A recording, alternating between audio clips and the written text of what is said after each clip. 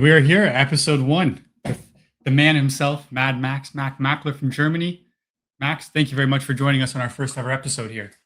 Hey, I didn't even know it's the very first episode, so yeah, what a honor to be the first guy with you guys. Yeah, so we've done 3 live episodes. This is Mhm. our first pre-recorded one. As you reminded me in our conversations, Germany is not the same time as Toronto, so a little bit tough to connect live. Yeah, with the live, I mean, it would work out, but not as easily. So yeah, it's better this way for like your international guests, likely. Yes, yes. Maybe when you're back in the US or something, we're at a race together, we can do something funny. Yeah, maybe even at a track or something. So Exactly. So, how are you today? How was your day today? actually, very busy day. We had some small issues with a family member that got attacked by a dog this Oh, morning. So I needed to take care of that. But yeah, overall, pretty busy day work wise. And yeah, so now the evening is a bit more calm. And now I have some time to chat with you. chat with me, and hopefully you cracked yourself a nice beer for this conversation. Yeah, absolutely. I mean, I didn't prepare myself because there's nothing to prepare. Whatever you will ask, I will do freestyle and go for it. No problem. The questions and conversation today will be easy, and you're the man, so I'm sure you have the good answers. Yeah. So I put my nice trophy here. Usually I put something behind me. I don't know if you remember NYGP when you and I like to say we raced each other, but I was just on the track with you at the same time. I didn't really get to race you. Well, it was the same race, so we raced each other. Yes, That counts. That counts. yes. I think that was one of the highlights of my racing career, being up on there with you guys. Little 12th mod. Yeah. So, Well, 12 scale modified at NYGP is anyway every year so much fun yeah, because modified 12 scale in general in the US or in Canada, let's say North America, is much better than here in Europe because in Europe the modified 12 scale class is 6.5 turn blinky, and this is just faster stock. Like it's more of a stock class, but I really like the 3.5 turn boost turbo setting, and you need to take care to not run out of the battery and have endless power. This is way more fun over there. so that's something I was going to talk to you. We'll get right into it. I like this because there's big conversation. Last night we actually had Sam Isaacs on our show live, and we had this conversation.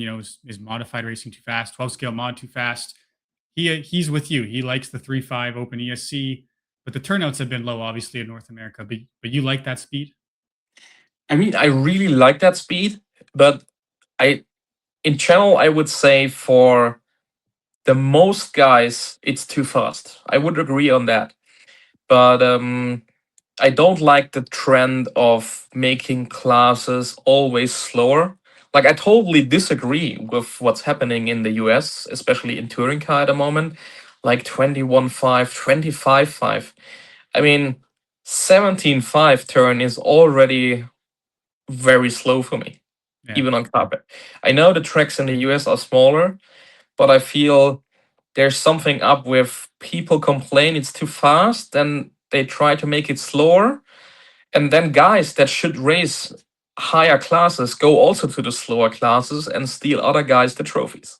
yeah, So honestly speaking, I don't like that trend. And with modified 12 scale in the US, I think it should be there. It's very quick, but it's also where you can extend your skills or test yourself and see like I'm good enough to survive 8 minutes, or should I go back to super stock for a year and then step up to modified? Like you always need a challenge to how to say to prove yourself, to grow, to get better, to get better. Like if you always when something is hard, if you always get offered a easy way, then you will not advance. You will not get better. So that's why I think even it's very hard and tricky to do, it has to remain. yeah, Yeah. yeah. I think you nailed it on the head. It's a big issue in the U.S. 21.5, 25.5. Even the same guys running both classes, winning both classes. Over in Europe, you guys do a great job of, you have ETS, your 21.5 class. Then the guys move up to pro stock, and then eventually, like Simon and many others, they move up to modified once the time comes. Yeah. Like I'm also at ETS, to be honest. I'm not the biggest fan that Pro Stock moved to 17.5. But I understood why. And they still have only like the two options, 21.5 and 17.5. So this is totally fine. But having too many classes, I think it just splits up the small community and it doesn't grow further. I remember back then when I started racing touring car, there was modified and stock. Like this was even brushed times. So I'm talking about 19, 18 years ago. So I started racing very early in 1999 or 2000, at the age of 5 or 6 years. And so I started in the stock class and I competed against 80 guys in the stock class. And but also out of this time, like Ronald Volker, Mark Reinhardt, like all these guys started racing in that area, and so they fight it at a very high level, even locally, because there were only two classes and not 15 you can choose from. So you have had always a competition and could grow yourself and practice by that. So that's why, yeah, 17.5 is okay, but I don't enjoy it as much as I do 13.5.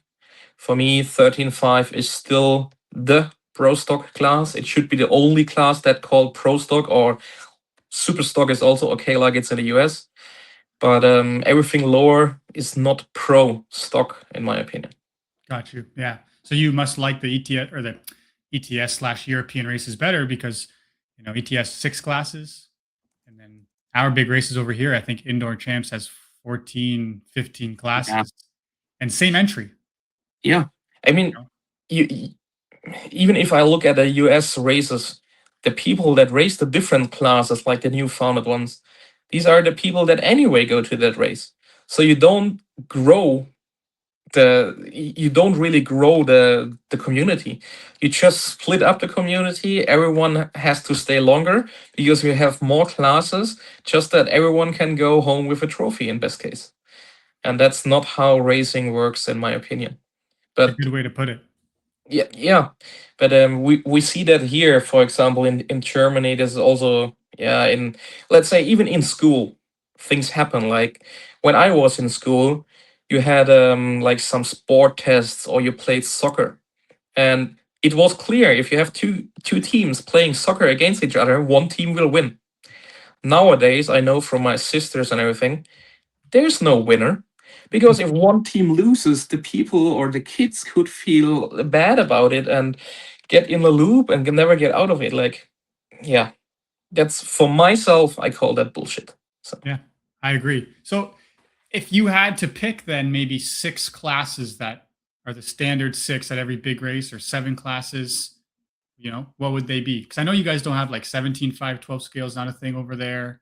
yeah, Obviously like 25.5 is not a thing. one very big difference is already, like in Europe, there's no event where foam tires and rubber tires are run together. Like there's no event where you can do touring car and 12 scale together. It's not existent. Yeah. Like, so it's hard to pick because when I pick, I need to pick it in the US. Mhm. And then I would do it likely only for maximum 5 classes. Okay. I would go 12th modified. I would go 12th super stock. I would go touring car modified, touring car super stock. And this could be decided, in my opinion, 13.5. But in the US, the tracks are smaller, so maybe 17.5 is okay. Yeah. And then you maybe go front wheel. Because front wheel, I'm not sure if you ever did it, but it's the best entry class for the money and for how the car drives and how you can learn to drive. Because in a front wheel car, like you can really touch each other without anyone exploding directly, and body shells do not easily get tugged, and the car handles always easy, even the grip is low. So it's the best beginner or entry class, in my opinion. So Yeah, that's why I would say 5 classes is enough. yeah, it's very interesting because obviously front wheel drive hasn't taken off like it has in Europe. Slowly, we're starting to gain some traction. Locally, we don't have many. Like this weekend, we had a race, only 3 cars. Mm. Canadian Nats, I think there was 15 we had it at that race. but it's slowly starting to grow. And I see at Europe ETS, I think I've seen sometimes 100 cars of front wheel Yep. drive. It's crazy. It's mostly the biggest class. It's 100, 120, and it's really the class of the guys that enjoy racing. And also when we likely talk about ETS, ETS is 3 or 4 days long, and you don't have much track time. This is totally different to what you guys do. It's very organized. You have 4 practice runs, in best case 2 seedings, then 4 qualifiers, and then if you make the A main, 3 mains, and if there's enough time, everyone gets 3 mains, or the lower mains get 2 mains. And when the numbers are high, like 350 or 400, I don't know, they even cut down the practice time to 4-minute runs, so you don't even get the full 5 minutes. And I know, like the US guys, tracks are basically open overnight and everything. It's a totally different style, and I don't say it's wrong or right, but if a US guy comes here, he would not understand how things work. Yeah. Like when EA comes here, he totally gets it and he knows what he's getting into. But yeah, guys over there, you have much more practice time. If it's needed or not, I don't know. Because I always feel practice in the US is horrible because it's not organized well. Last NYGP, or the last 2, I can't remember, was really good because we had actually 2 lines, if you remember, and it was 12 scale or foam tires and rubber tires, and it was split and then modified 12 scale even got separate. But before the years, it was horrible, and so I don't like that style. But it seems it's getting better now in the US. And what I want to say, like the ETS is more of a gathering of friends, because it's more the atmosphere and the hanging around, and it's combined with racing. It's combined with racing at the highest level. But if you're just want to go to a race for track time, then ETS is not a race you should go to.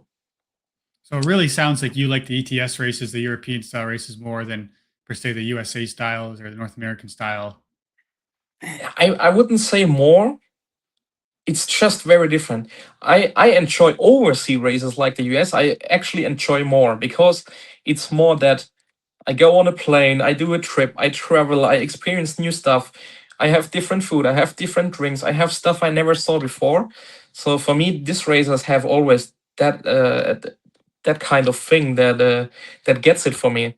But it's just very hard to compare an ETS with an US race. That's the main point I want to bring out. And there is no this is better or this is worse. It's so different that you can't even really compare it.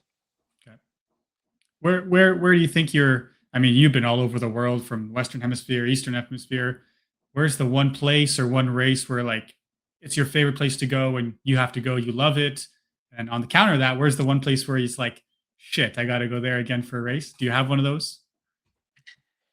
I have a track in Germany that is outdoors, that's very tight and small, which I really don't like because the layout doesn't suit me and it's not so fun to race. But they're not too big races, so there will be never an ETS. But it's fun, for example, to try front wheel drive there, but everything else or faster is horrible. So when there's a German championship or something, it's really hard to find motivation to go there. Yeah. But it's that thing, like I always tell myself and also others then, like, do you think that for example Lewis Hamilton enjoys every track of the season? Yeah. Like for some racers, I think they don't want to go to Monaco. Yeah. For example, you get a point, but it's part of the show. You cannot only do the things that suit you the best or whatever. You have to take the challenge and also go to the places you don't like. For example, for the longest time, I really didn't like, or it's still not my favorite track, the outdoor track Arena 33 in Andernach, like Mark's hometown. Yeah. And they resurfaced it. It's perfectly flat. Everything is fine, but I just don't like the layout. It's no fun for me. It has no flow. Okay. And I still managed to win an ETS there. I won an ETS Pro Stock race against Simon Lauter. So after that, I was okay. I mastered one of the biggest challenges to win one of the biggest races with the biggest competition at a track that I really don't like. So it's everything possible. Yeah. Interesting. And if I would need to pick my favorite track or race, it would be very likely the TATC in Bangkok, Thailand. Yep. Even when the race happens, like it's a week or a few days more because you come early for practice, it's open track. There's some point where it gets so stressful that I really hate it because it's 40 degrees Celsius. It's Yep. super sunny, sweaty as hell. Yeah. You have to prepare the tires. You have to glue the tires because tires come unglued and you have to glue them yourself. You have to take care of all the guys. The schedule is tight. And then they are a bit lazy with the schedule sometimes. Like, yeah, it can happen. It's a bit later or a bit earlier. So there's always something up. But in the end, I have to say, overall, it's the most challenging race in this world. And it's the most fun race in this world. Because then you're at the driver's stand, you look straight, you see palms, like there are palms on the back straight. And then in the evening, the view over the track or the night practice or the crazy food, and you can go out with your friends and it's the best race. It's honestly the best race. Yeah, it's amazing to watch. I love scrolling through all the photos that get posted, all the thousands of them, seeing everyone. I think there's a photo of you sleeping on the pit table, I'm sure, because yeah, everyone I hear says that race is so demanding, harder than a world championship most of the Yep. times. Yep. Conditions change like crazy, and yeah, it must be very rewarding to win. The sleeping picture from me was actually from this year, I think. I think it was mainstay or the Saturday between qualifying. I was so exhausted because we had some stuff happening in the qualifiers. I mean, I didn't race myself at the TATC. I don't race myself anymore. I just take care of all the guys because we need guys do the tech, put the cars in, and call traffic and stuff like that. So I fully take over this side. And then we had an unfortunate crash with Lucas Ellerbrock where I took, where I wrenched the whole car and took care of everything. So I needed to fix that and then the tires and everything. And at some point, I was just tired. So I needed a nap. There was no chance that I can continue this day without a 10 minutes nap. Yeah. So you mentioned two things there. You know, you're not racing anymore. Is that because so people don't know you work full time. Awesomatix is your full time, endeavor. That's what pays your bills. You go to all the races. Obviously, you're something we'll talk about a little bit later. World champion in 12 scale stock, multi ETS winner, everything. So we won't see you on the track anymore. I still race sometimes, but not as frequent anymore as, let's say, 2 or 3 years ago. I still do German Championship, European Championship, and World Championship. But ETS, like last season, I didn't do a single ETS race myself, like driving wise. And TATC, it's now the third year I don't race myself. Short info here. TATC has a stock class. It's open brushless class. It's 13.5 boosted. If you win this race, you can't attend this class anymore. You can only do modified after. So I won that race in 19 at my first attempt. And then I came back. 2020 was COVID, then also 21 COVID. I think 22 we were back. Then I did modified, was in the B main, big fun, and all good. But how to say, like you mentioned, Awesomatix is part of my job. Like it's my main thing. The main thing is I have my own brand, Mächler. But Awesomatix is a big thing I do. I'm team manager. I take care of some construction stuff. I take care of the whole team management. I take care of production stuff, whatever. And a lot of internal things. I can't go too deep, but I'm heavily involved. And these things, especially like team management and organize everything at the track for my drivers. This got so much work, which I want to do perfectly to achieve the best result for the brand, that I found out I can't focus on my own racing anymore as much as I want. Because if I don't focus fully, I maybe cannot get the result I want. And when I don't get the result I had in my mind for myself, I'm pissed. Yeah. And so I found out the way is better to be team manager at the track as well. Yeah.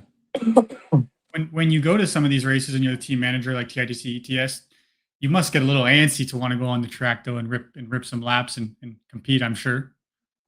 Often this also happens. For example, at the TADC, the previous 2 years, I also brought my cars, and the first 3 days where it's basically free practice, I actually run myself to find the settings for the car. And I also helped Sultan from Hobby Wing with the motor and ESC setting for the OBL class. But yeah, this year I didn't bring a car myself, but yeah, I took the wheel and I did a few laps with a car from my friend during the practice runs just to feel how the conditions are this year. It's just to really get a feeling for this year's tires and the layout and how the grip the bite is to understand setup changes maybe better. But at ETS, I don't do any practice. It's not possible. Yeah, it's tough because there's just so limited. You mentioned there at TITC, one of your jobs is calling traffic. Yeah, I've never heard of that before. yeah. It's TITC is the crazy race. So they have an announcer at the track, but the previous years it was a guy, a local guy, and he didn't had the best overview about things. So in qualification, the guys didn't open for others because they didn't even know the leaders coming and stuff like that. So I take the wheel for my guys and I'm under the driver's stand and I call people, I call numbers, I call body shell colors, whatever, to make sure that my guys can have the run we need. So this year was already much better, but I'm still, yeah, especially in practice, like in the evening, or during the day, they split, let's say it's half hour modify and half hour OBL. And there's always a line. So people line up because they have 12 or 15 people at the same time at a driver's stand, and then the bell rings and the next group goes up. And it's messy out there. It's messy. It's pure mess. So in every practice run, I go out with the guys. I'm under the driver's stand to shout when something happens, like a crash or whatever. And so I make sure that we don't need too many cars, if you get it. Yes. You don't want to be wrenching nonstop, rebuilding cars. Because it's a famous thing at TATC. You will not leave there without one total car. It's not possible. Everyone will need at least one car. That's a rule. That's a set thing. You will not get around. Something will happen. It's too crazy when you're there 1.5 weeks. You will not make it. It's no chance. Yeah, I mean, we saw Bruno obviously have the mishap down the straightaway that rode off a car. We saw Orlowski. I saw the whole motor and everything. I've never seen that before. How many cars, Reinhardt, how many cars is he bringing? Eldebrock, how many cars is he bringing? We mostly, every driver brings 3. That's the minimum. I always tell like everyone bring 3 cars, and once we settled on a setup during practice and find a setup we want to start in the race with, then I mostly do a hard copy of this setup into a second car, just in case something happens with the main car, because sometimes you have only 1 hour between the run. Okay. And they split days, so it can be the case you have only 2 qualifiers, and there's 1 hour split, and then you have half the day off because they run then the other classes. So you always need to be prepared, because if you wait till something happens, you're already behind. Got you. It's crazy. I look forward to hopefully one day coming to that race and destroying some cars.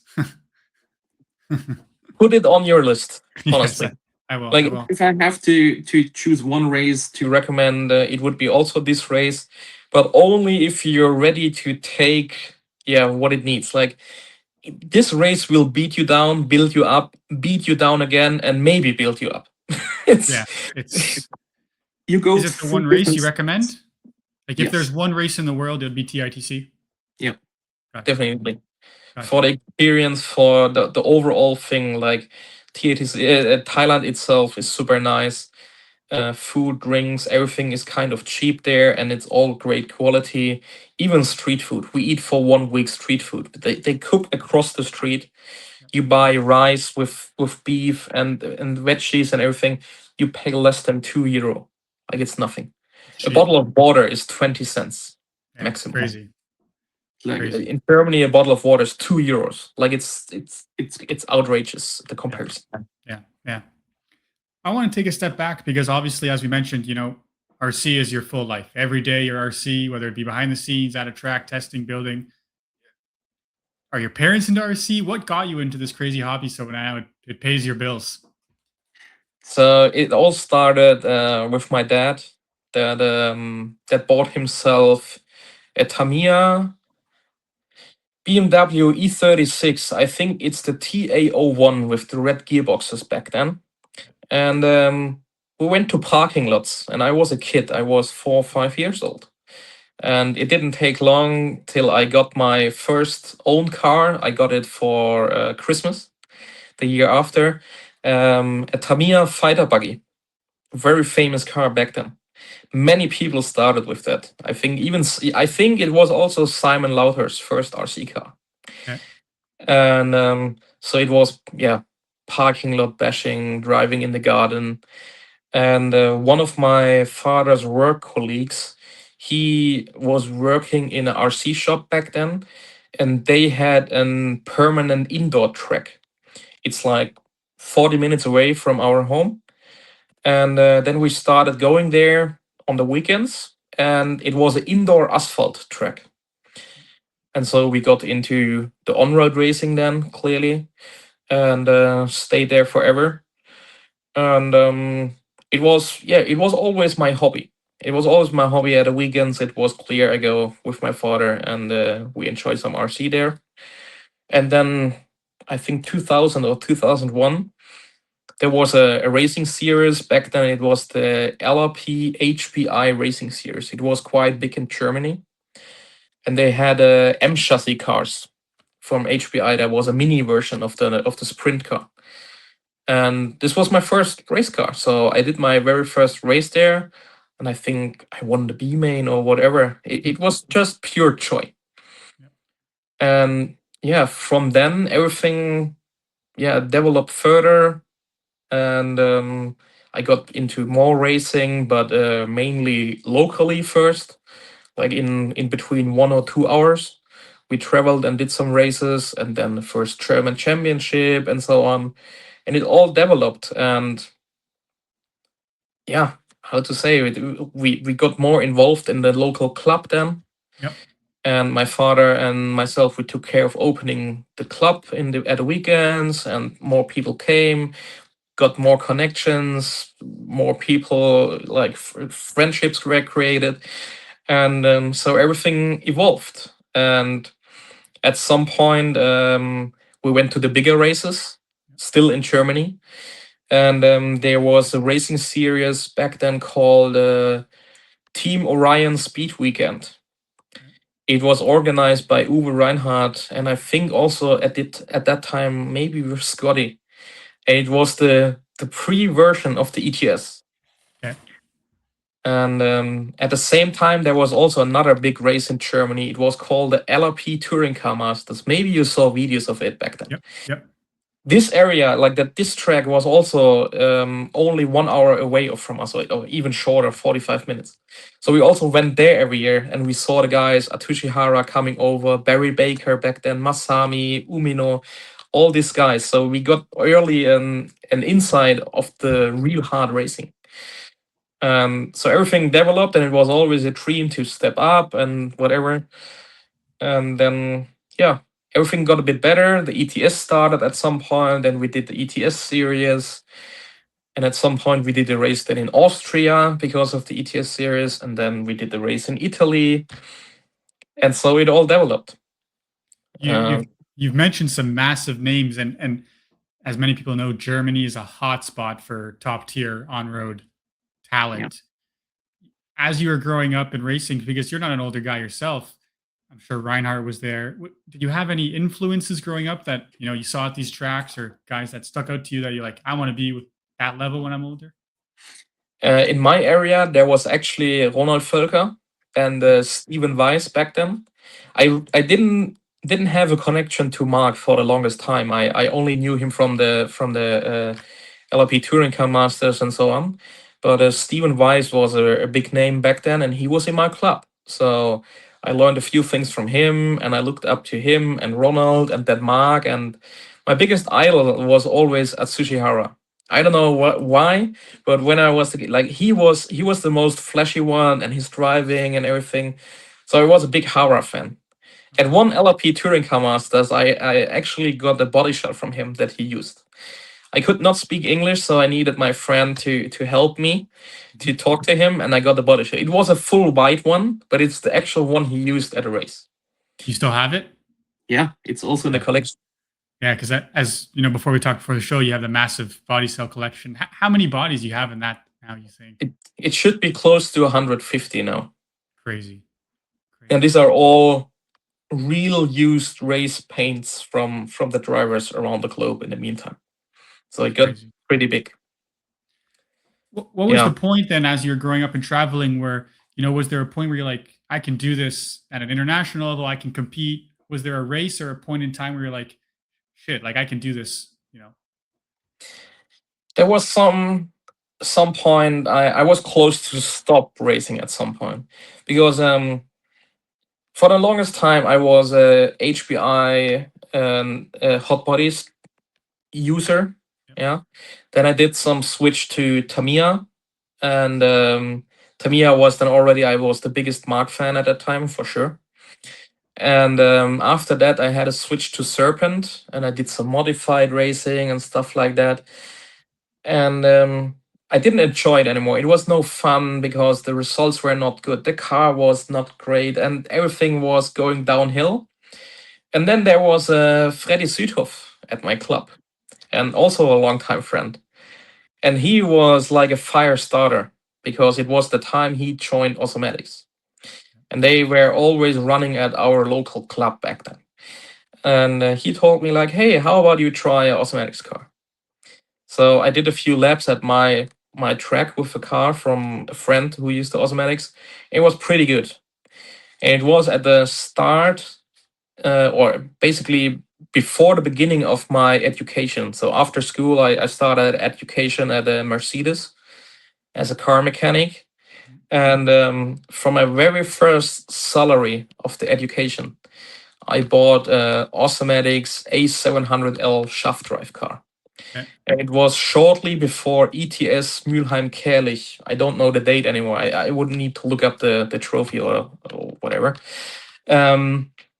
I could not test drive the car before the event. I built the car, showed up to the ETS, and I finished fifth overall. The very first time I made the A main at the big event. It was the very, very first time for A main, and was the very first time top 5 at an ETS. And from there, everything started to go, yeah, through the roof at some point. Because RC Tech, you know RC Tech, the online forum, Yep. and I had an account there, and I can't remember if I made a post or if Oleg just sent me a message. Oleg is the owner and designer of Awesomatix. And the week after, I got a message in RC Tech, and I nearly missed it. I just saw it because I got an email notification that someone sent me a message. So I checked, and it was Oleg. He congratulated me for the very good result with the car, and that he was impressed, and that he hoped I like everything. And if I have any questions or I need anything, I should be free to contact him. And at this point of time, I also my English was very bad. In school time, I hated English. I had no need for it. I simply didn't need it, so it was something I was not interested in. Mhm. And only during the connection with Oleg, I understood like, fuck, I need to learn English. I need to learn it to talk with the guys in this hobby, because the hobby is much bigger than only Germany. And then everything started, and he told me like, maybe you do more ETS races. And then my friend Marcel Geiger, he's known in Germany, and how to say, the most things in RC I know I learned from him. He's like my biggest teacher, and he took me to all the races. Then we traveled together to Italy for the ETS and everything. And a year later or two, I can't even remember, I won my first ETS in Italy. And Marcel was my mechanic still. Like, he put in my cars and took care. I was already wrenching myself, but everything I learned or know, I know from this guy. And he was always the guy that told me like, hey, a good built car will always drive better than a car that it's dirty, that it's not taken care of, and whatever. And I learned it the hard way, because I had some races at our home track where he got pretty mad at me because my dampers had air in it and whatever. And I remember at some point he was like, he choked around, and I was doing something stupid again to my car and whatever. And at the next moment, my setup board was on fire because he sprayed brake cleaner over and lighted it up. So I learned the hard way. But I'm super proud he did this, and I can't be thankful enough for everything he did me. Yeah, I mean, look where you are now. Now you work for Awesomatix, and that's everything for you. How has that relationship? So the owner of Awesomatix, safe to say, he doesn't go to many races. He's not, public on Facebook and stuff. How has that communication been with him over the years to develop where you guys are now? How's it fit? Like, because he obviously isn't in Germany. How's that communication back and forth like? It's always either email or back then it was Skype. Okay. But we always like chatted. We never really called or FaceTimed or whatever. And we met a few times. He also came to Germany. Back then we tested at our track together with Marcel. And back then we also fly over to Russia because there was a big race in St. Petersburg. So the connection formed very well over time. And communication nowadays, you know yourself, it's super easy because we have a podcast now. You're in Canada, I'm in Germany. It's super easy. It's 5 clicks and we are connected. Yep. So this is a big part of how everything worked out for me. And communication is super easy. We are in contact every day, either by phone or messaging or whatever. And it's my English got better in writing than also in speaking. And this is how we do it. It's everything on English. His English is very well, so that's the easy way how we do it. And I think obviously he's a mastermind genius. Some of the stuff you guys have come out with, the AFS front end, obviously the Awesomatix touring car itself, the A12 when it was first released was mind blowing. How involved are you with the actual car development, or coming out with these new parts? Are you big on that stuff, or does that mostly come from him over in Russia? He's really the genius behind everything in terms of design. Like, some of the ideas, like, nobody can come up with that. And I don't want to speak down anyone else, but he changed that touring car. He changed that 12 scale thing. Like, the biggest changes in the last 20 years, he invented. People will maybe say it's not the case, but if we do some deep research and look, he did. Yeah. And I'm involved in the design with giving recommendations and describing what I want, what I need, and what I think we need. And he will do the magic in design, because most of the things, it's very hard to even think of. Like, when you see it, it's clear what's the intention behind and how to do it. But to get the idea, like, take the A12 car, how you come up with it, it's just, he's a genius in design.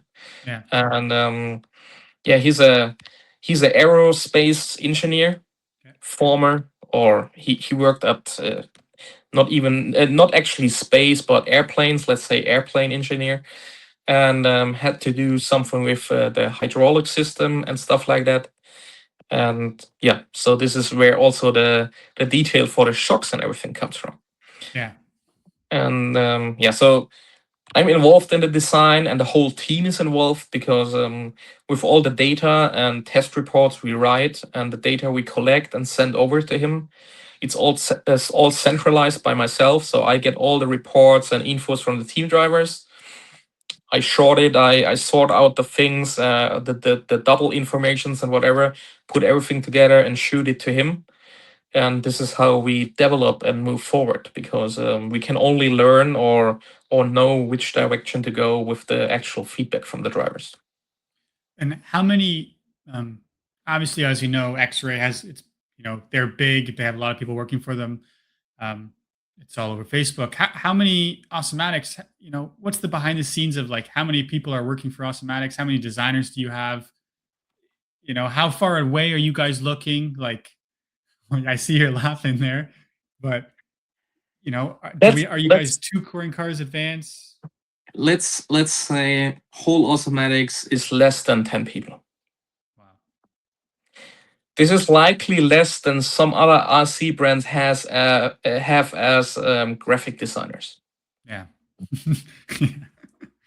That's a good way to put it. Yeah. It's interesting.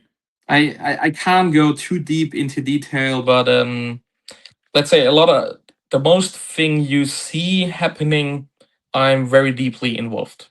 Okay. That's how we can frame it to keep it easy. Yeah. Gotcha. Yep. Yep. So, I mean, you've been with Awesomatix now a very long time.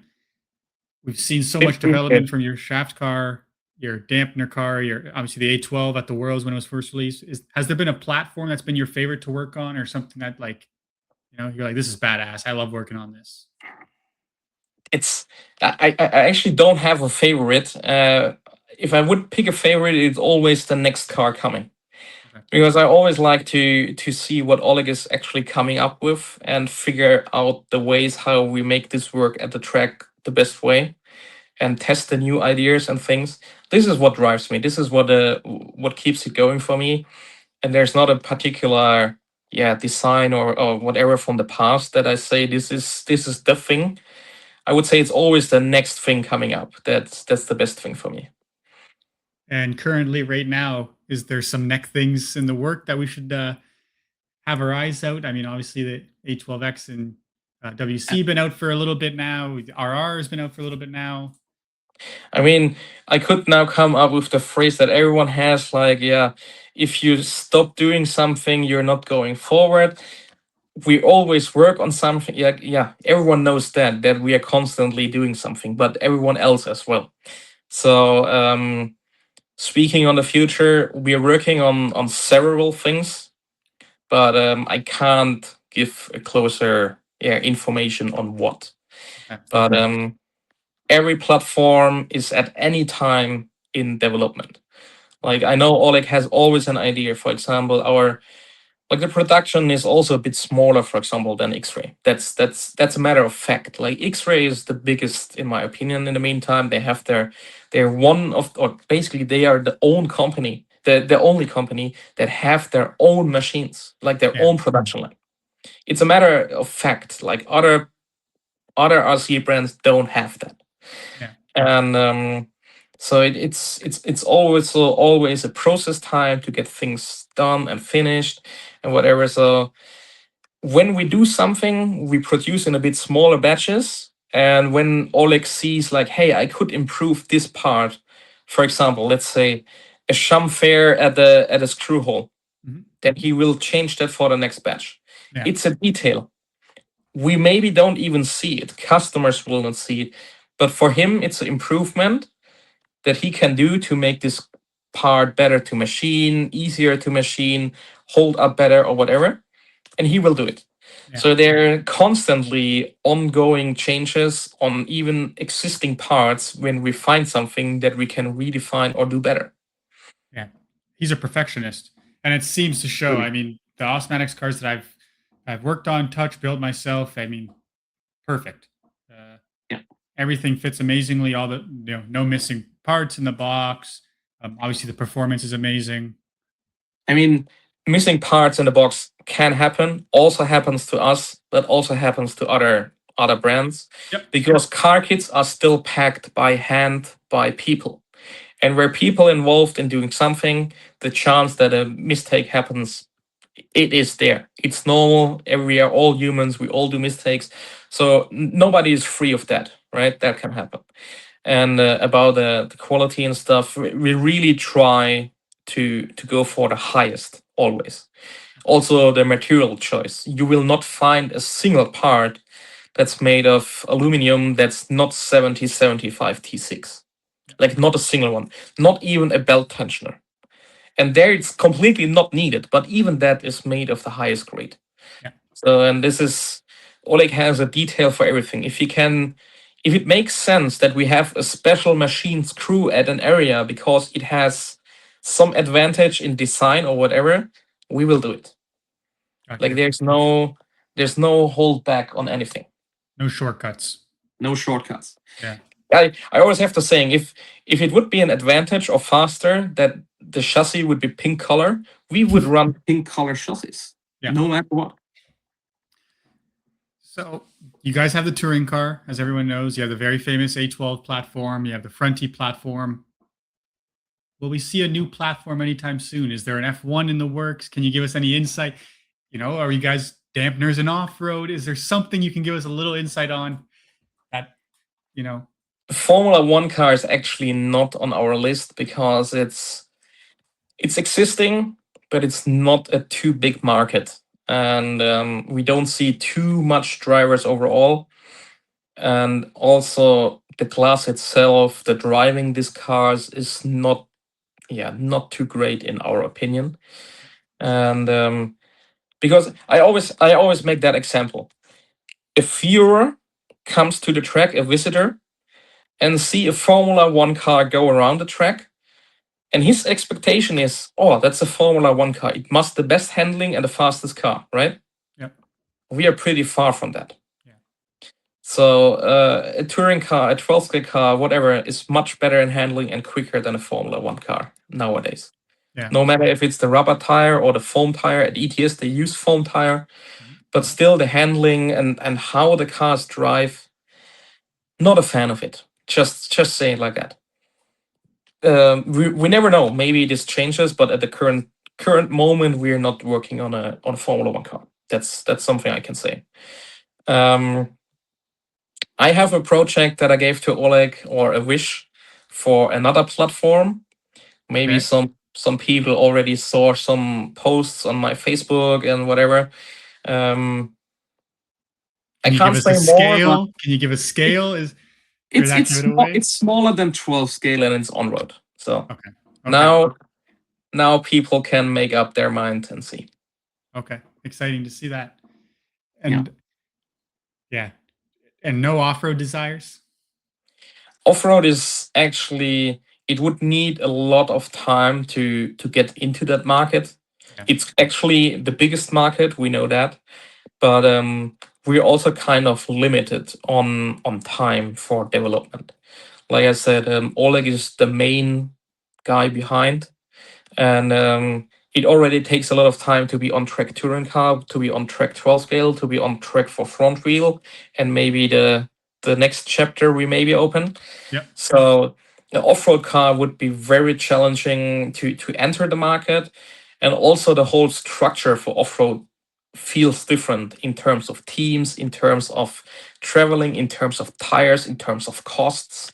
Yeah. It's a much different requirement, and at this point, it's not easy to enter from us. We have ideas, we have a project written down, we have ideas what we would like to do in case we do. There's some raw ideas and whatever, but I don't see that in the very near future. Okay. So that's the closest I can say. And he's the main design guy, as we know. So let's use the AFS front end, for example, that came out, handful of months ago. When did that idea first start? How long does the design process take? Was that one of your guys' idea? How long does that process take from, here's an idea to it's released to the market? I mean, there are two cases. One case is like we submit an idea to him and tell him, and we don't really get a feedback because he's already actively working on it, and we Okay. don't know. And we first get the info when it's actually done. Like, hey, look, I did this. So this happens very often. And the other case is like we have some wish and we need to rush a part, like an option part, a top deck or whatever. Then it can be done very quickly. But when we have like ideas to make the 12 scale front end, for example, the main wish was like make it more easy. Like we're sick of changing all that shims always for right height and everything. Yeah. Like there must be a better solution. And at some point, we mentioned that in a few reports to him, and at some point, he came up and said, like, "Oh, I have something. It's ready soon." And so there's not really a time frame I can put onto it, these Yeah. things, Yeah. because there are likely also many things happening at his computer or design files that I don't know of yet, Yeah. and he will at some time shoot it over and tell me like, "Hey, what do you think of that?"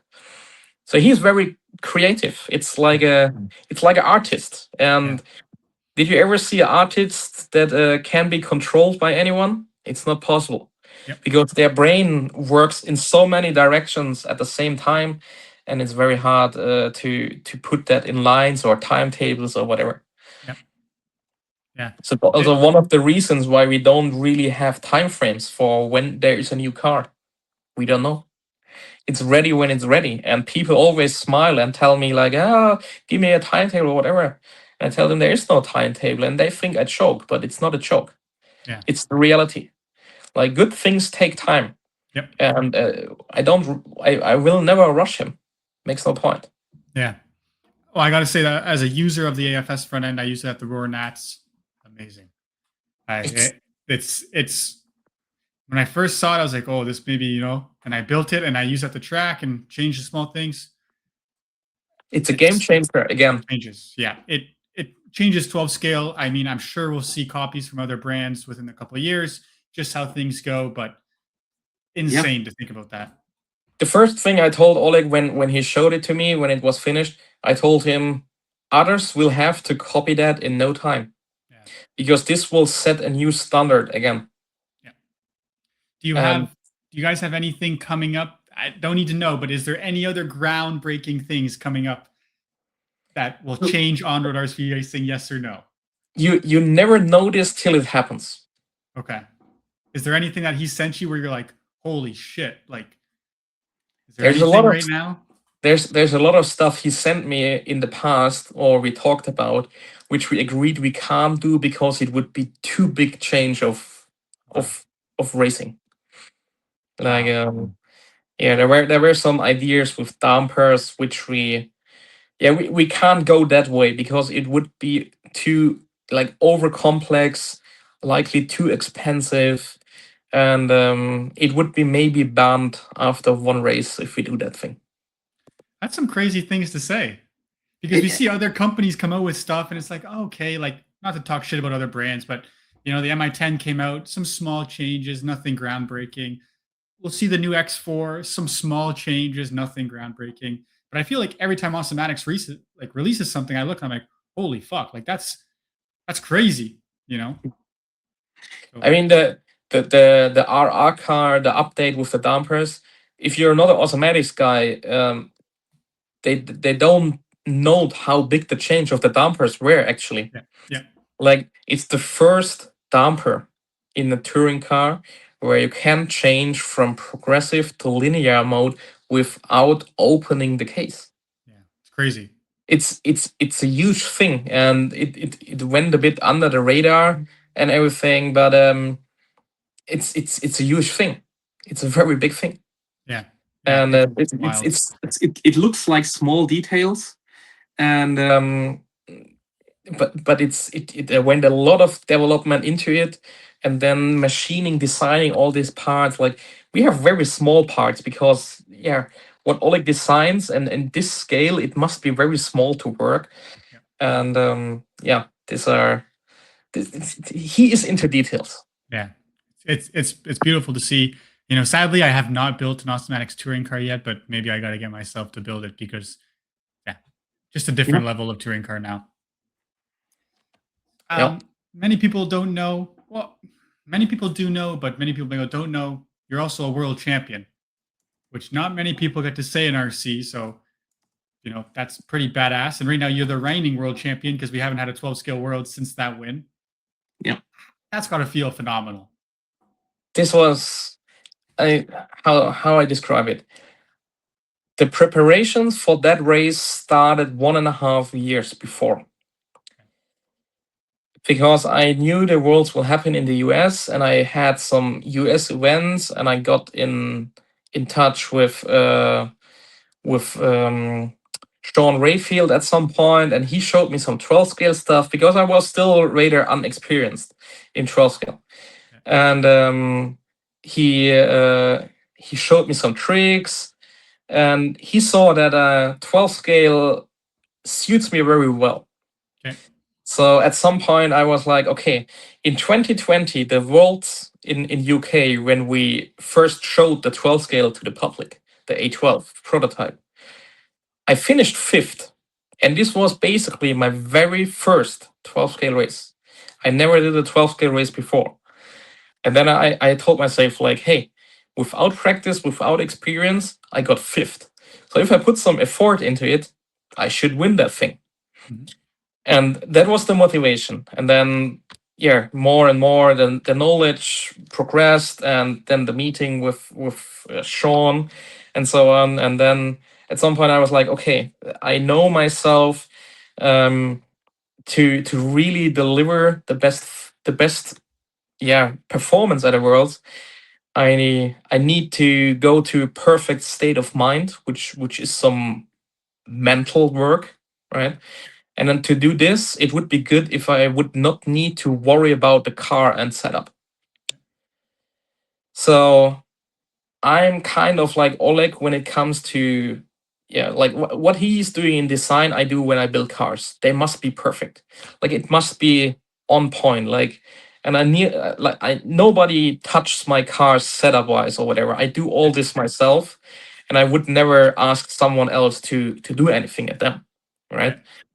But with Sean, I connected and bound so much, and I found out like he had my full trust, because when he did a few things to my 12 scale when I had no knowledge, I told him what I need and what I think I need, and he did something, and the car did exactly what I asked him to do. Okay. So there was some connection and this grown, and I told him, okay, would you be available to be my mechanics at a World? Like, do everything, do my tires, prepare the car, charge the battery. I'm only there to go up the driver's stand, do my best, and after the run, I tell you what we need to do to the car, what I need from the car, and you do your magic. So we came up with that, and I flew over for 2 more races, also before the Worlds. Like we did the pre-Worlds, the unofficial pre-Worlds at EA's track for a week. So I stayed with Sean for a week there. We tested several cars, several setups, every idea that came to our mind. Then we did the US Indoor Champs 2 weeks before the Worlds. This was the final test then, where we settled on setups and ideas. Then I went to Murfreesboro to EA and stayed there for a week and did some more testing there on myself and finished some body shells and whatever for the Worlds. Traveled down to Florida with EA. And then Sean showed up, and from there it was going its way. It started well. The first practice we already did the fastest. I can't remember if they counted 1 lap or if it was 3 laps, but we were already up there. We only did minor changes, I think. I don't know actually. And so I told him after each run what I need, and he just did things to the car. I didn't even check what he did. I told him, I don't want to know what you do. I trust you fully. You have my full confidence, my full trust. You will do the right choice, and I go up and try to deliver. And that's how we went. And it worked. And in the end, it worked out. I nearly failed, or I failed in A2. Yeah. which was a big down moment mentally and everything. So this was probably after A2. This was the most shitty moment in my whole RC career because self doubts came up and can I do this? And everyone watches me. And if I fail now, what happens? And if I fail, will I ever have another chance to maybe what happens if the next time it doesn't work out at all? So everything comes up. And this was the hardest part to get myself mentally in that state again for A3 to go up and finish that thing. But yeah, Sean came up to me and told me, "Hey, buddy, we got that in the bag. So you go up, do your thing, and yeah, that's what I did." So Yeah. I still get emotionally when I think about that because it was crazy. Yeah. Um, I still remember watching the live, and some people might not understand like year and a half preparation, how much time you put in, effort. Like this means a lot to people. And I still remember watching the end of A3 and the camera spanned over to you and the emotion on your face. And it almost felt like you could see the relief just come yeah, off of your body. It yeah. was insane to see. It's got to be a cool feeling to do that. There were it was from the worst feeling on an RC track to the very best feeling in my life Yeah. in from A2 to A3. Yeah. Like it's such a relief, like so much pressure, so much weight fell off the shoulders because at this moment I knew, okay, now I did it. I proved it to everyone because during my way in RC, there were many guys that told me you don't have the skills to it, you don't have what it takes and whatever. I proved everyone wrong. Yep. I proved everyone wrong. I showed everyone like here I am, I did it. Like you can't say anything. It's an official title. I did it on the biggest show, biggest stage. And yes, it's the stock class. It's not a modified class. I totally get that. But it's raised and seen as official IFMAR championship. So, 100%. and worldwide scene, stock class is still the biggest class, not modified. Yep. So it has something to it, and it's an official world championship title, which I'm hyper proud of. And this was this was also for my mind and myself a big thing because after that everything got a bit more easy, less pressure, and because sometimes you make yourself some pressure when you're like you won some big races and go to the next races, and then people have the thinking like, okay, now he must also win that race. And I would be totally lying if I would say this doesn't get into your mind. It is there, and you carry that with yourself. And at this moment, all this fell over. Like it fell over because now there I had in my mind like whatever race now comes up and I lose, it's okay. I tried my best and I lost maybe this race, but I will be always a world champion because at this moment, at this race, at the official world championship race that everyone could have attended if they wanted or whatever, I won. Yeah. At this day, I was the best. So And it's as of right now, you are still the best. as of right now, yes, I was ready to defend in China, but that didn't happen. And everything was prepared. I was there 2 times Yep. and a lot of testing. Sean was ready. Yeah. Sean, I told him, like, next Worlds, you come, no matter where it is, I will fly you in. We do this together again. Yeah. So everything was prepared, but Yeah.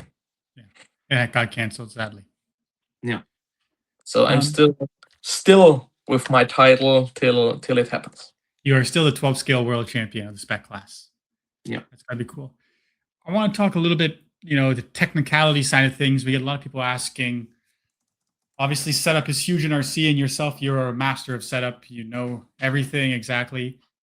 When you go to a track and you put your car down, or let's say someone else that you are mechanicking for puts their car down, and it feels like a pile of shit.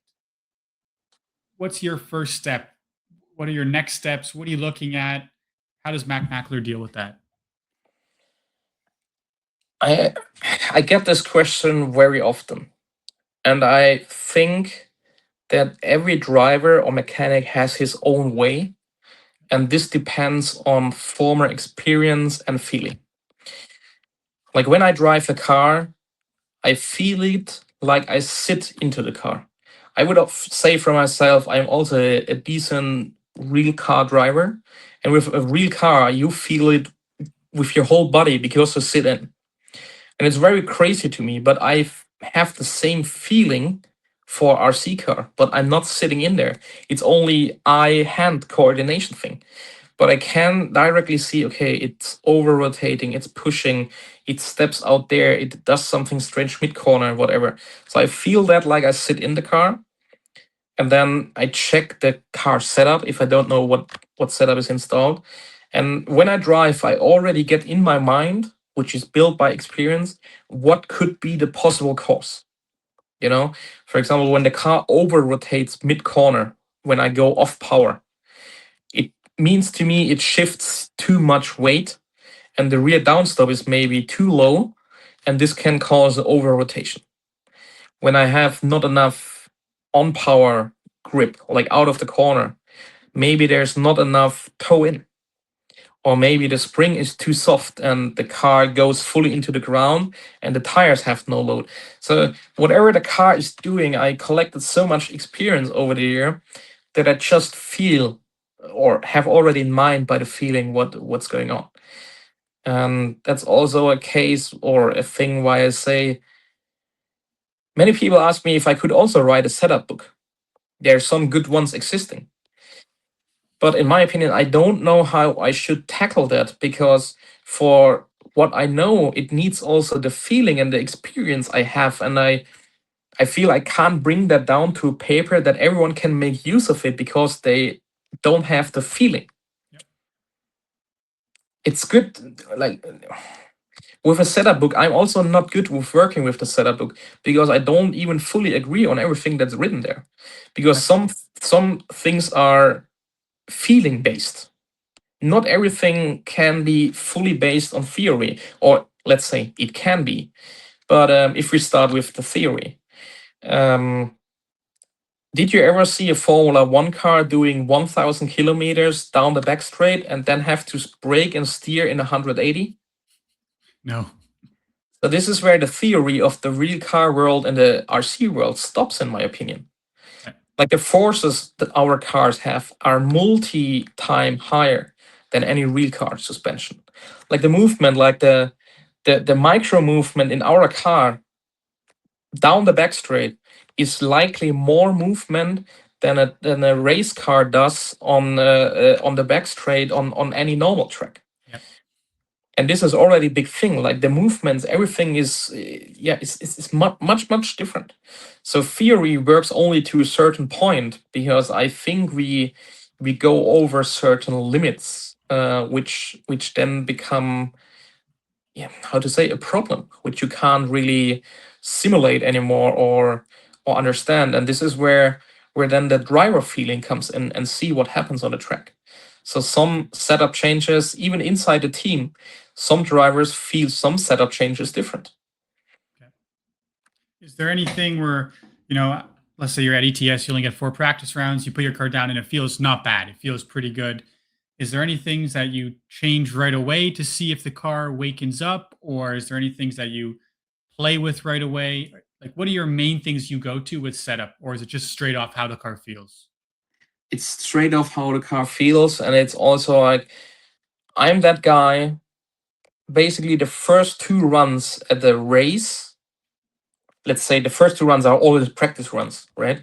So the first 2 runs, wherever I go, I will not change anything at the car at all, even if the very first run is horrible. If the very first run is horrible, I know I have new tires. I'm not been to the track. It's early in the day. The track is green. The tires are fresh, and this plays a role. For example, on carpet, they get better with more runs. And so I don't even let that in my mind that the car was no good.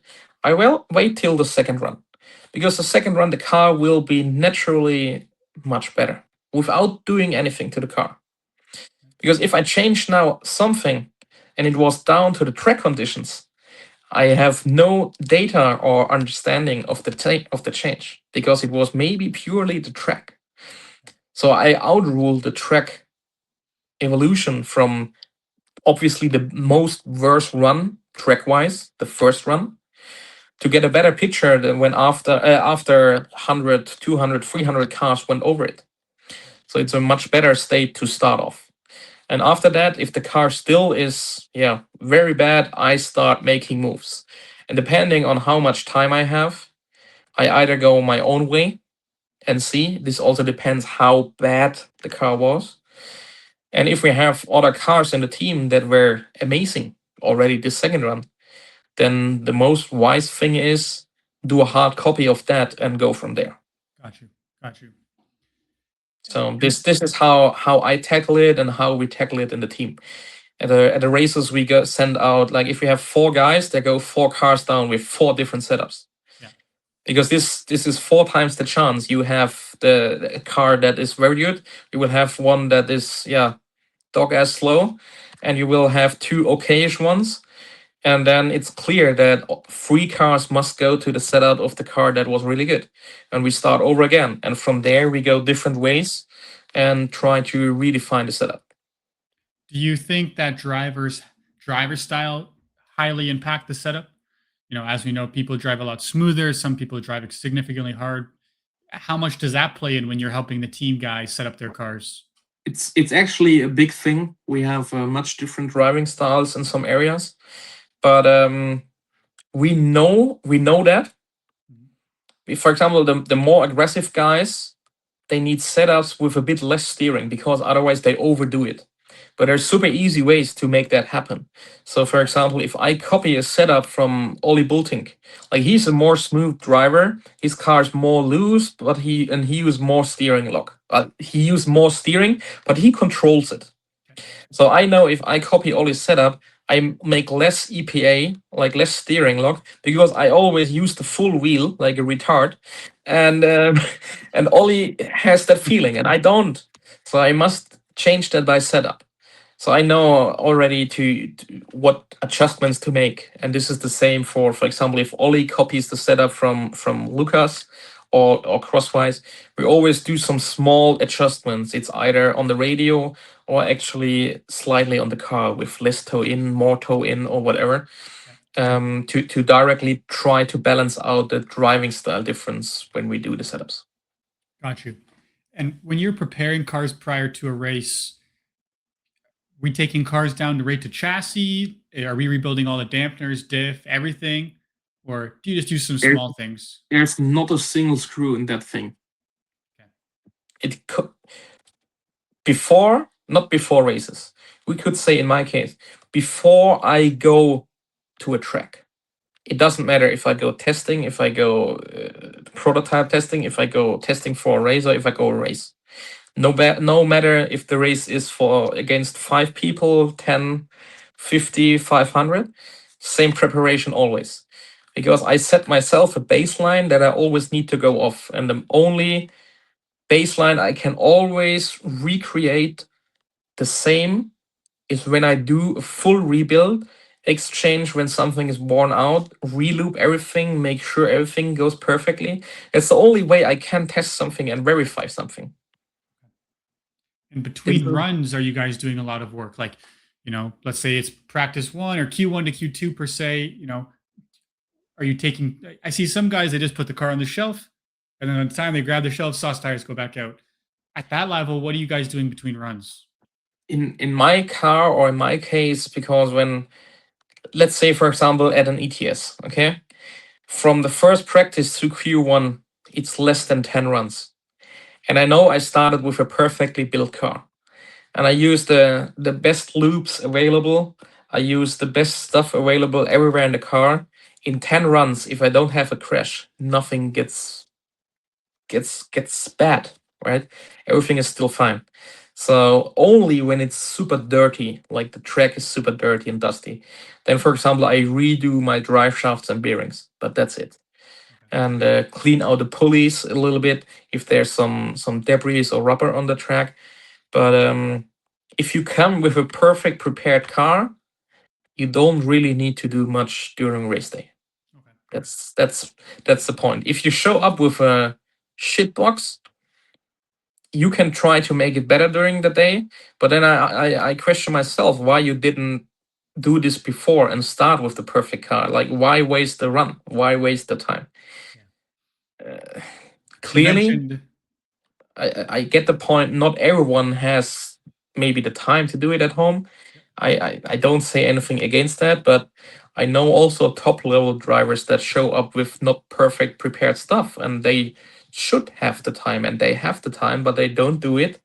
And this is the point where I cannot understand it. You know? yeah. You mentioned best loops there. Obviously, as your shirt says, you started your own company, your own brand, MXLR. You just released your new grease for the front end of two pan cars. Yeah. You have a bunch of other main products. What was the idea behind that? What did you feel you need to do making that brand, and how has it developed over time? I mean, my brand. I had a few rules set to myself. I only want to release products that I really need and use myself. All the products must be the most high quality and fit my perfect thinking and style of things. Like it must be mechanically, technically, it must be perfect. Otherwise, I would not do it. And if I can't produce it that way or get it that way, we don't do it. That's one rule I have set. Like if the product or if I do something or want to do and I can't make it that good how I want it, I will not release it. Like every product I do, I fully use myself, or if it's for a car I don't run, I still do it that way that I'm sure it's the best I can do it. This is one of the baselines, the foundation I build a brand on. It must be the most high quality stuff for racers that want the most high quality for their race program. And it was always the focus on the full racing side, but it's like in the real world, what's the best for race cars is also mostly the best for every other application when it comes to cars. Let's make the sample with my bearing oil and drive shaft oil. I spent 2 years developing this with a 75-year-old guy here in Germany that has a company that only does special loops. Yeah, Like you go to him, you tell him what you do, what you need, the requirements, what must they do, what shouldn't they do, and so on. He makes samples with you, you fine tune it and everything. Like it's nothing you can buy off the shelf. yeah, Like there's nothing in the MXLR program or lineup that you can order from straight away Alibaba and put your name on or whatever. yeah, yeah, It's all redefined or changed in a way to make it unique and to adjust it to the needs of the highest level RC racing. And this is what my brand stands for, and this totally reflects how I am and how I work. This yeah. is my main goal behind. Yeah, and I can back it up. I've used many of your products. I've used your drive shaft oil. It's, um, as you said, it's not. You can just order from Alibaba and put MXLR sticker on it. It's very good stuff, and I highly recommend it. So, and Yeah, I know in the United States, Side Piece Racing is the distributor for it, right? we don't have fixed distributions. Okay. We have only a worldwide distribution, which is RC Kleinkram in Germany. Like he's one of my best buddies with one of the biggest shops around here, and they do the whole worldwide distributions, and we have dealers placed everywhere. Like in the US, there is Side Piece Racing that stocks our stuff. There is Eric Anderson, Team EIM that stocks our stuff, and there are even other dealers in the US that either buy the stuff from Side Piece or from EA or also from us. Like we try to have it available for everyone that want to stock our products. Yeah. That, Gotcha. that's the best way. I mean, I know we are still, or Mächler is still not the most big brand, but I continue to build it up and do more. And like with the connection I have into the racing scene, at the beginning, everyone thought this is everything only or solely for Awesomatix, which I proved now in many times it's not. Like the loops and everything, they are designed for the class and not for a car. Like they work in any car. I do bumpers for other cars, and yeah, everything like that. So it's not only Awesomatix based. It's clearly has a few things Yep. because of the relation, like special tools for the Awesomatix. Clearly, I do that because it makes sense, right? But it's not specialized. It's really made for the whole RC community. Yeah, and another product that came to mind there is your tire glue is the best. I've Oh, probably bought 20 different tire glues. Too light, too thick, the tip, but it's yours it's is it's another thing actually produced and developed in Germany from a okay. special producer. I told them they had a product that was already in the range, but not as great as I wanted it or needed it. So I reached out to them and told them hey, can we adjust the formula? Like, can we make it like I know guys do OEM and whatever, but can we adjust the formula? I don't want the basic stuff. I want this and this properties and what we can do. And then I told him I want better bottles, the bottles. Like I don't like these hard bottles because Yeah. we need to really fine dose everything. Yep. So even the bottle, many some other brands found them now as well. Clearly they are not special produced or whatever, but Yeah. I made this brand change to that bottle as well because it was needed to fulfill what I had in mind how the product should be. Yeah. You did a fabulous job. Thanks a lot, sir. Everywhere at It's, our track we see them now and everyone loves it. yeah. Yeah, in the beginning, like everyone's saying, yeah, it's a super glue. Yeah, thanks. But did you try it? Like, Yes. and then they have wow, it's really different. Like how it works for the sidewalls at a foam tire. I think it's second to none in my opinion. Yep. So and also for the rubber tire, it stays flexible. It doesn't rip off. It doesn't stiffen the sidewall too much. If you want to stiff it more, make a second layer. Yep. Like it gives you way more options to play around. And yeah, it's always good to have options. Like if you just have the glue and you can choose glue or no glue, it's okay, but it's not what I want. Like I want the option. Yeah. I want to make 100%. my life harder to decide. Well, you've done a good job. We talked, you mentioned a few times now Formula One. Obviously, many people watch Formula One. The direction of Formula One in real life has been questionable. There's many people that like where it's going, don't like where it's going. On road RC racing, do you like the direction it's going? Do you see it going in a promising way, or do you think there's some things that need to change for the future of on road RC racing for it to be as good as it should? I think it's a point what we already discussed or had earlier in this show. Um, there must be the realization from tracks and organizers that less classes is better for the hobby overall and for the racing side, because this forms bigger groups. This makes racing, yeah, better because everyone has bigger challenges, can race better and can collect more experience. Because if you race 50 guys, you collect more experience than if you race two. And so the direction I had the discussion, or I was asked from a few race organizers from a few different series about that. And it seems they also come to some realization about that point. So far, nothing happened, but I have the hopes that it will go that direction. That we can grow as one altogether by putting more competition into it again, and have more filled classes. This I think this is a important point because the best example is also off road. Like they have stock and modified. That's it, Yeah, and we see how big off road is. And it's clearly a great example for things. So why we must do it different? Why we can't follow the things we see that work? understood.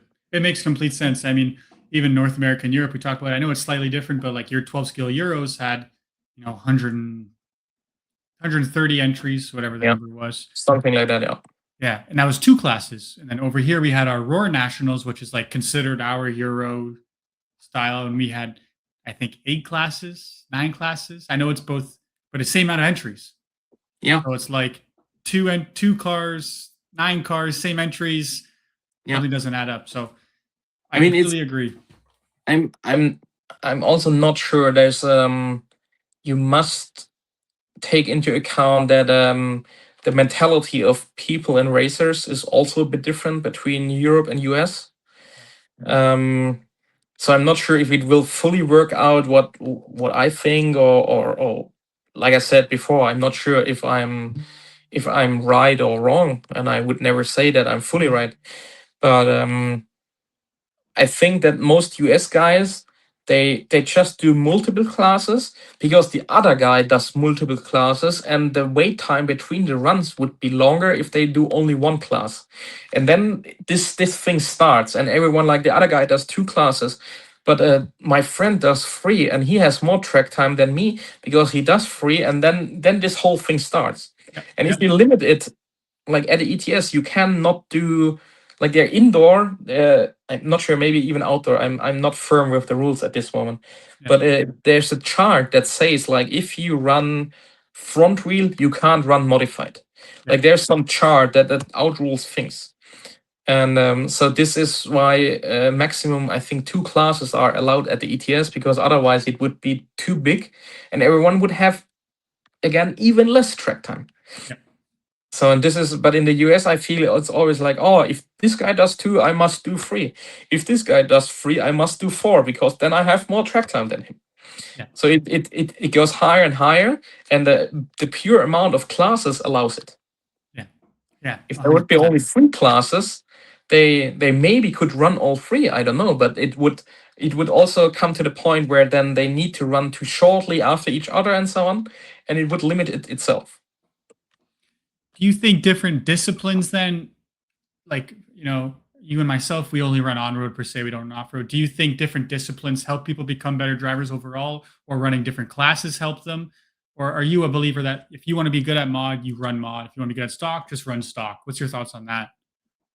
I think that the difference between mod and stock is very big, and to go from stock and mod, you need a lot of time and practice to fully go up. Like Simon Lauter is the perfect example. He committed to do modified. He stayed then only modified, and it took now 2 years for him as well to be consistently up front, right? To be in the mix. He's still not where he wants to be. I know that for a fact, but he's making big steps now, and he took it very seriously. And others that say, okay, now I do modified, but they only work the same amount like they did in stock, then they will not get up front, and then they suffer, struggle, go back, and then they circle around and things. What I think, if you do multiple classes, like off-road, 12 scale, touring car, I think this makes you a very good driver.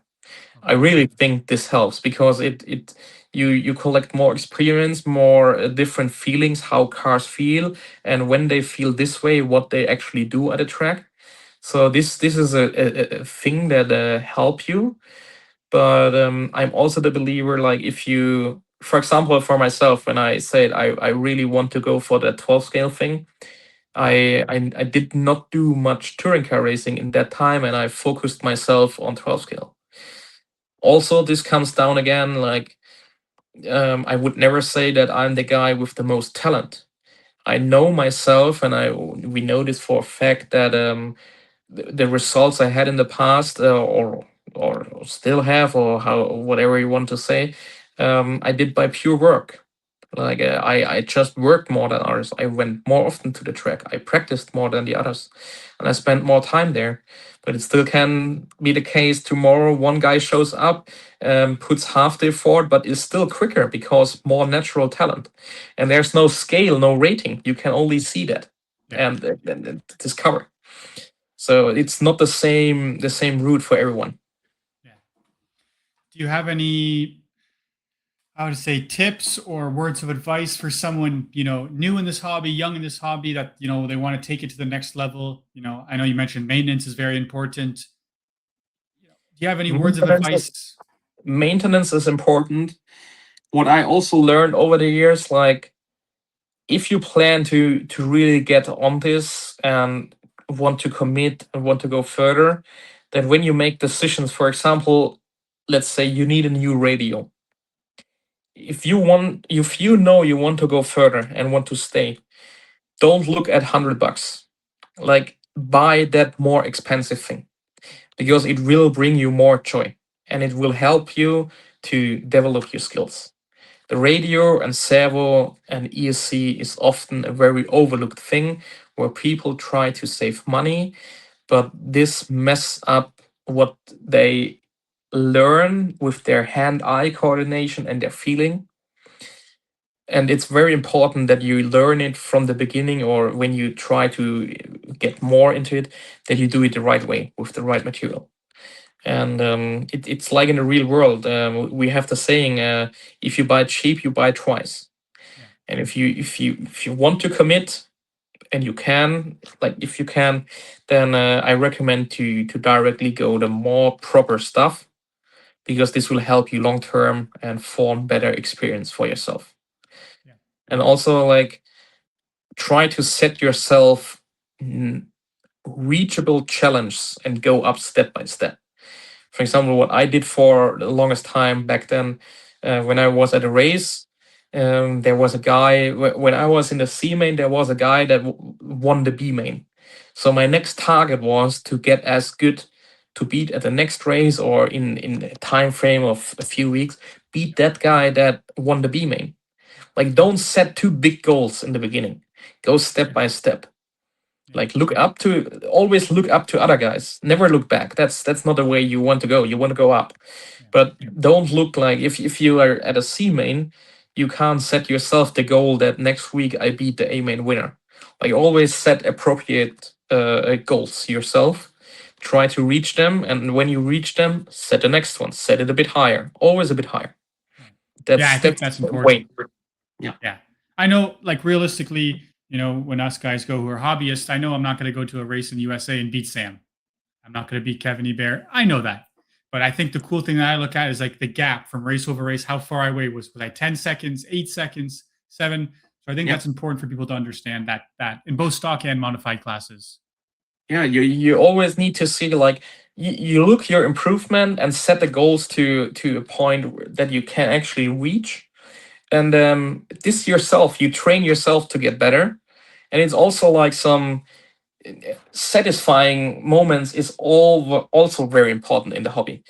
Like I said, if I set myself the goal, I'm in the C main, and I set myself the goal to beat next week the guy at the A main, I will be disappointed because I can't make that.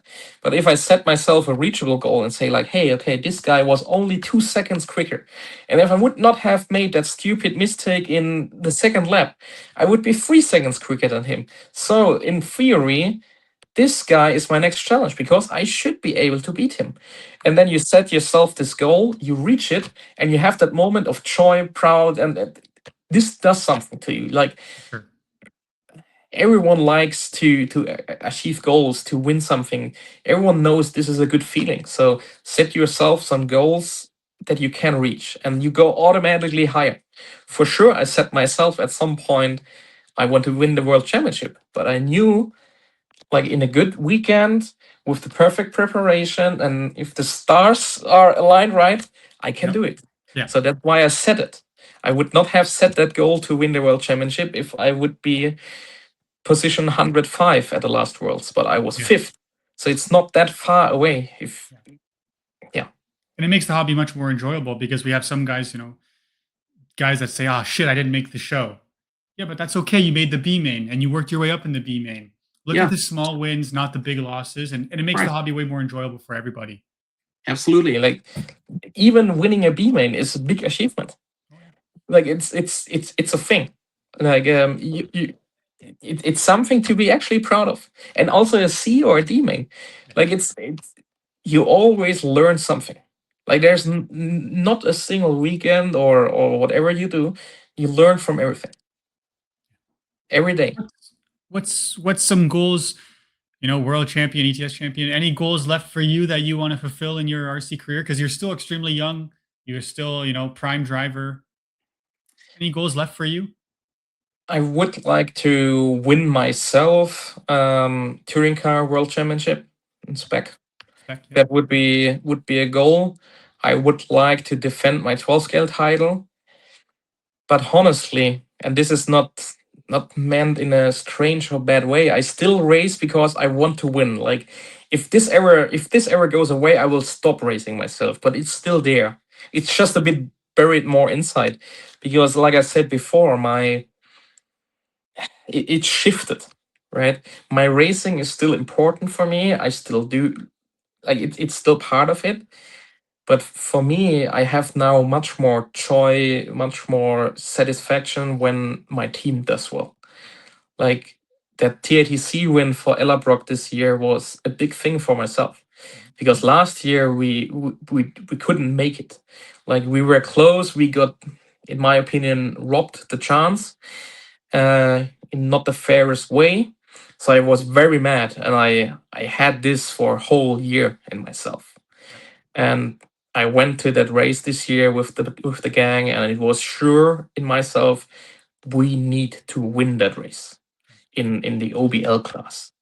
And so I did everything I could do on my end to give my drivers the best chance to do this.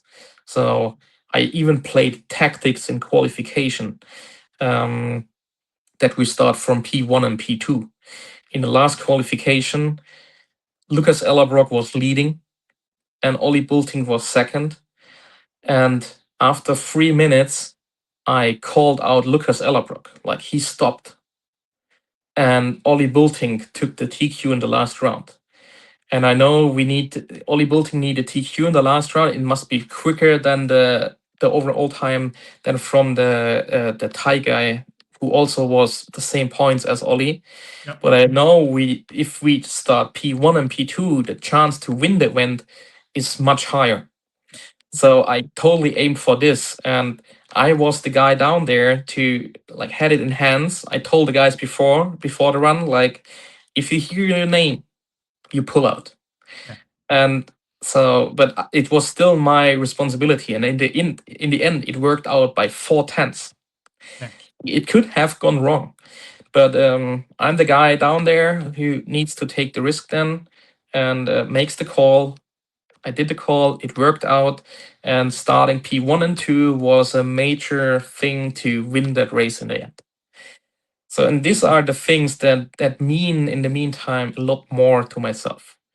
But when I see that Simon, like when I convinced Simon to join Awesomatix, he was running Tamiya back then, and he was not like he was very good, and I saw his talent driving, and his cars were horrible.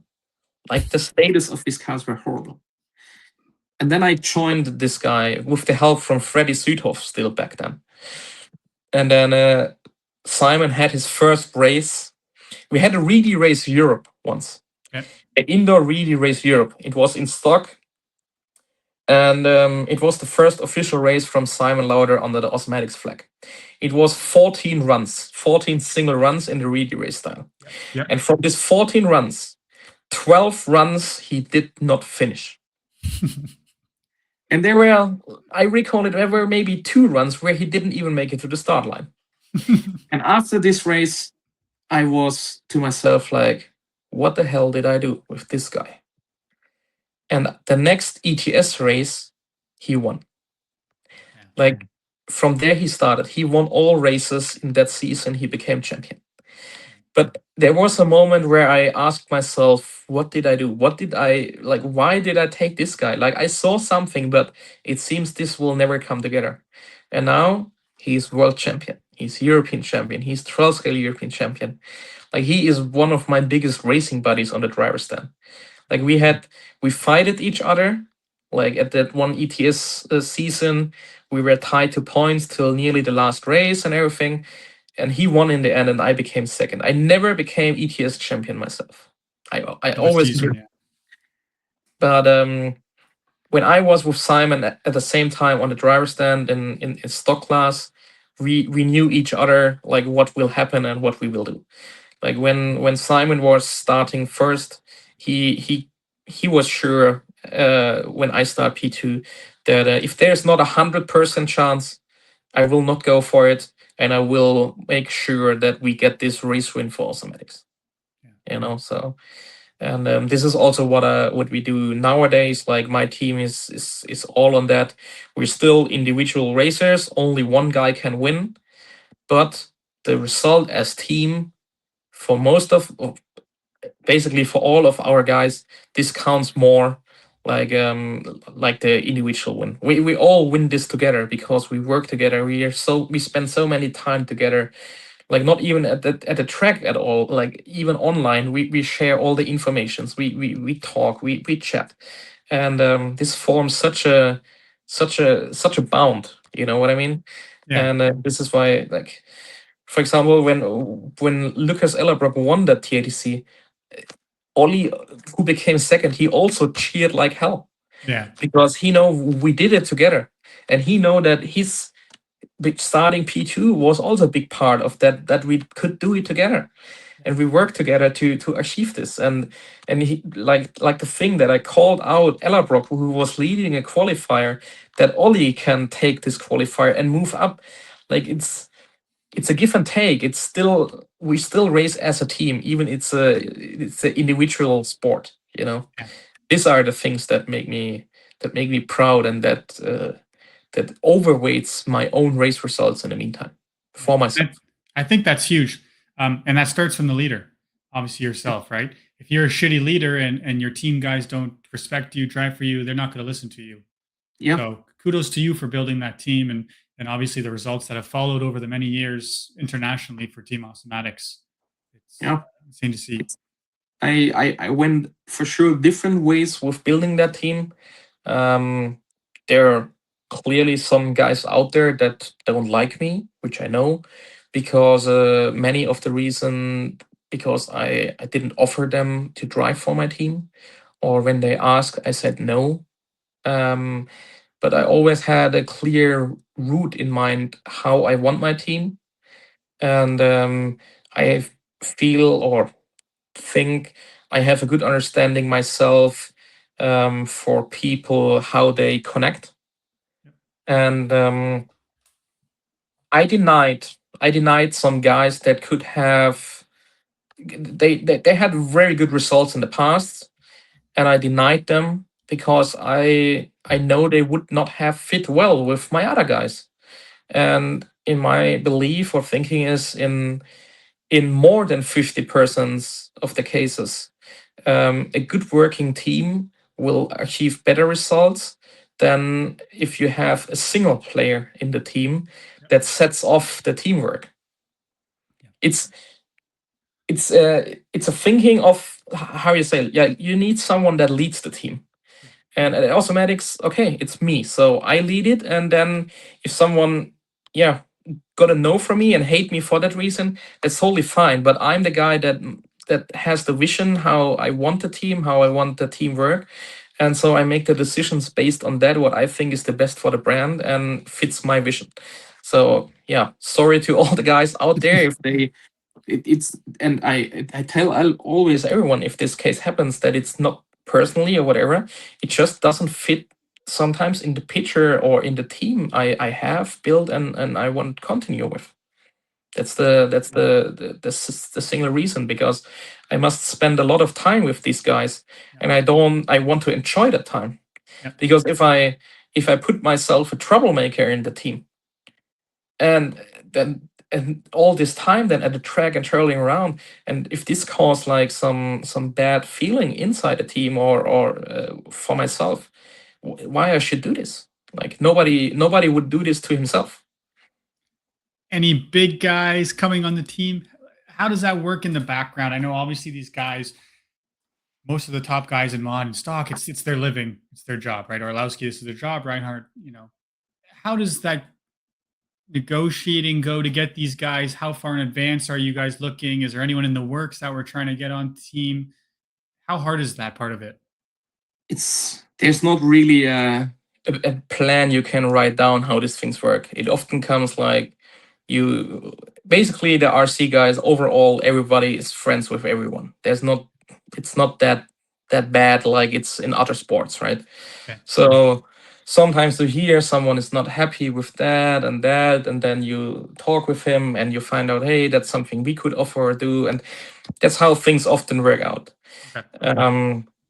Sometimes it also comes down to, honestly speaking, better offers, like at a very sharp end, like like many maybe understood now. My main thing is not the driving. Like the driving is not what I'm really paid for, to be honest. I'm more involved in many things brand related, but the driving brought me there, and I still drive. But there are some drivers out there that are their job is driving, and at the end they must make a living out of that. And if company ABC offers 2 millions and XYZ 3 millions, you know how things goes. That's the world, Yeah. and that's often how changes happen. Yeah. And it's often down to money at a sharp end, and at the other side, it's when people, like for many, it's still hobby, and sometimes you want to bring fresh wind in your hobby and do something new and experience something new, and then they change. So it's not really a basic thing. You can say how this works. Um, at our end, we have a guy that will leave us, to be honest, soon. Okay. After quite some time, and which we are super proud of the time together and everything. We leave in great terms and nothing bad happened. It's just how things are sometimes, right? Okay. And but at the moment, I have not really planned any big names joining. Okay. I built a team the last 2 years out of a few young guys that we support, and they have direct support from our big names and myself, clearly. Mhm. So we try to build up some more younger guys because I like to support them, because I always respect a lot what Marcel back then gave me as a young driver, and Yep. also Oleg. So the youth is the future, and we must support young guys because there are not even so many in our hobby, which is very unfortunate. So I'm kind of focusing on that, and I'm also focusing on my team that I have already, because I know these are all great guys, and I think we still can improve further on that end. So Got you. Got you. It's good feedback, and it's cool to see the insides. Many of us sit at home and we watch, Red RC Racing TV, and we see these teams develop in all these races. So it's super interesting to get the inside look of how these, full blown race car teams operate um, day to day. So it's very interesting to hear. you know, Uh, and I'm sure there are many different ways to do these things. Like I said, it's nothing you can really follow a plan. Some things just happen, and yeah, I'm self-employed now since a few years doing all that, yep. and what I learned the most is that every day I get up, I don't know what will happen today. Like there could be always something up, and the real master skill is to manage all that what comes up, Yep. and that's also kind of a joy I feel. Many people would say I could not do that or I would not enjoy that, but at the same time, I would not enjoy have a 7 to 5 day job and doing the Yeah. same every day. Yeah. And so everyone has different likings and skills, and there are always different routes from A to B. Some take longer, some are shorter, some straight, some have curves, some go forward and back, and then forward. It's no plan. Yeah. Go For your sure. way. Yeah. It's a good way to put it. Well, this has been amazing. I've learned so much. It's been 2 hours. I could sit here for another 5 hours and talk to you. I have so many questions, but I know it's getting late in Germany, and I'm sure you have some things to do. I mean, we should save something for the live we do together when we meet at a race again. So Yeah. When you think your next US race will be? NYGP? I have NYGP on the list, but I actually must check because it likely collides a bit with my travel plans for the Masters of Foam race in Europe this year. Yeah. Last year, I couldn't do the Masters of Foam because I left early for the NYGP. So maybe this year I must do the other way around. What I have in like EA had something with me that I really need to come at least or latest in January, February to the US, because he planned to host a big race there. And he also said he knows that I don't like snowbirds. Like snowbirds, when I went, was the most horrible race for myself. Yeah. Because of the format, because it was already a few years back from now. And he always tells me it gets better, it's better, it's better, and they change the format and they will do it better again next year and so on. And they will figure additive stuff and stuff. So he told me that I likely must come for snowbirds. So Okay. maybe I put snowbirds on the list and maybe some race before. And I would love to go to Canadian Nats again, because that was in 19, I think it was. It was an amazing race. Yeah. I actually like the US Indoor Champs. That was an amazing race. But honestly speaking, I'm also making some life change plans at the moment. I plan to buy a house in a different area in Germany where my girlfriend lives. So if this happens, I will be naturally a bit more limited on the racing side and traveling side. So I can't really give a clear estimation where I will be and where I wouldn't be, because this all plays in the plan at the moment. Maybe that means I need to come to a European race and we can do the show there together at some Yeah. ETS or something. Or the TITC. Or the TITC. Yes, we'll have lots of time there. Before we close, I have one last question that someone asked me to ask you. Someone you know, I'm sure, fairly well. I don't know if I should say his name after this question, but I'll ask the question, then you can see. Who would win in a fist fight, Simon Lauter or Lucas Urbane? I don't know if that question gives away who it is, but I told someone, "Hey, Max is coming on the show. Anything you want me to ask him?" This was the first question they asked. We had that show, or we have that thing going on, that we always think about, like, if we put these two guys in one cage, who Yep. would survive? Yeah. But in this thing, Simon against Lucas, it would be very clear for me. It Okay. would be Simon. Okay. Why is that? Because Lucas is just more weak than Simon. In terms of, like, if you look at Lucas, and like, Simon is not big or whatever, but he's still more of a person than Lucas.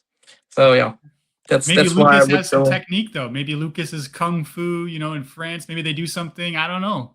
Yeah, but no. No. Like, I think it would be a clear case that that Simon would take that.